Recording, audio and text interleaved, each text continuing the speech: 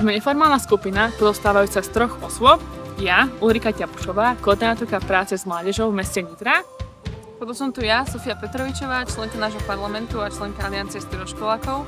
A tretia osoba, David Kiš, ktorý je lektorom a tanečníkom v tanečnej škole Nexum. Venujeme sa neformálnemu vzdelávaniu a práce s mladými ľuďmi. Organizovali sme festival mladých tu v Hyde Parku a obnovujeme Nitriansky mládežnícky parlament. Do výzvy klubu darcov sme sa prihlásili s víziou školy života, a čo je vlastne workshop o finančnej gramotnosti pre mladých ľudí. Tento workshop sme chceli organizovať, nakoľko sme mali už festival mladých, v rámci ktorého sme mali prieskum potrieb a tam vlastne vyplynulo to, že mladí by chceli rôzne workshopy o témach, ktoré sa vlastne nevyučujú v školách.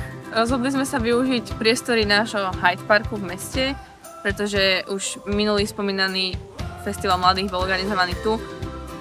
A čo? A dopadol na výbornú. A dopadlo to dobre. Workshop je určený pre mládež od 13 do 30 rokov, čiže žiakov a študentov stredných a vysokých škôl v Nitre.